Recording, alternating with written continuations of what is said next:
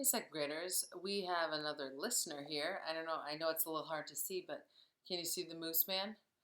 He came up next to me and he wanted to lay down on his couch, which, yes, it's his couch. So I moved over and now he's sitting there and here I am, ready for another chapter. All right, this one's titled After the Storm, chapter 29. Okay. The boops and booms had stopped, and the lights were back on. Myron and the others had to step over all sorts of objects as they made their way back up towards their classroom. The stairs were strewn with books, papers, cafeteria trays, musical instruments, an air pump, a giant stuffed walrus, and even a bust of Sigmund Freud. Between the 26th and 27th floors, the stairs were completely blocked off by Mr. Kidswatter's enormous desk. They all had fun climbing over it, including Mrs. Jules. Once back in class, Myron dropped Miss Zarvez's fingernail into the bucket, which, unfortunately, was empty. Sadly, the other 999,999 clippings were gone. Myron would have written 1,000,000 on the blackboard. Anyway, Myron would have written 1,000,000 on the blackboard anyway, but there was no blackboard. The chalk was there, however. It was as if everything inside Wayside School had been shuffled like a deck of cards, dealt out randomly to every floor. Mrs. Jules's blackboard was eventually discovered in the library. Fingernails and toenails would continue to be found for years to come, sometimes in very strange places. The sun shined. The sky was as blue as Allison's eyes. Birds chirped as they flew about.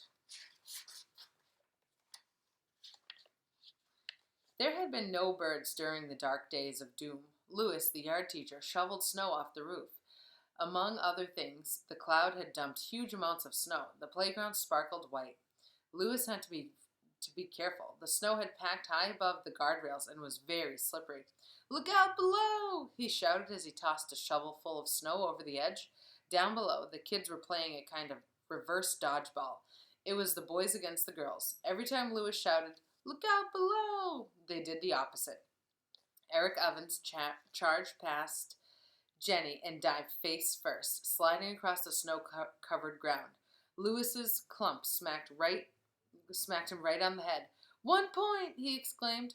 Recess was 3 hours today. The kids had been sent out to play while the teachers were stuck with cleaning up the mess made by the storm. Just as Mrs. Jules had predicted, now that the cloud of doom was gone, the world had become a happier place. The only thing missing was a rainbow. "Look out below!" Lewis called from the other side of the school. They raced around the building. Leslie dived toward the fallen clump. "1 point," she declared. "No way, Miss Piggytails," said Terence. "It missed you." "Did not," Leslie insisted. "See, look at all the snow in my hair." "That's ground snow," argued Terence. Dana came to Leslie's defense. "Some of the snow came from the ground," she agreed, "but 4 flakes came from the air. I saw them." Do you think she could really see those 4 flakes?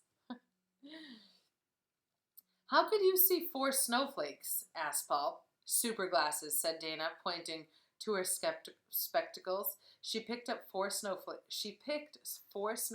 out of Leslie's hair. 1, 2, 3, and 4, just like I told you. "That proves it," declared Beebe. 1 point. Paul scowled. He remained skeptical of her spectacles. Up on the roof, Lewis spotted something sticking out of the snow. It was purple and green, with some yellow dots. He tried to pull it free, but it was stuck. He pulled hard. It still wouldn't budge.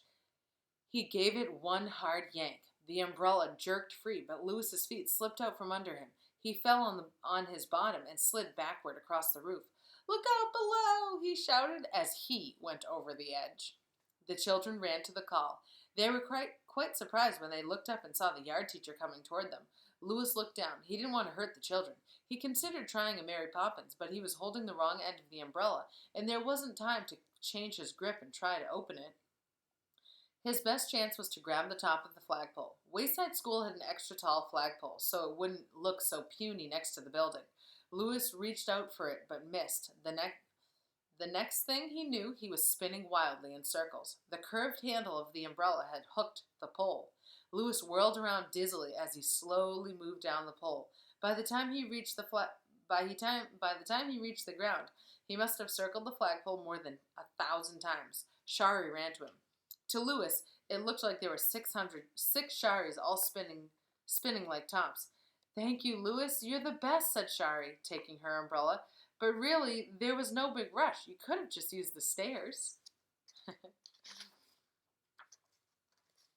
Remember her umbrella flew away? How'd you like that chapter, Moose? He liked it so much that he actually fell asleep.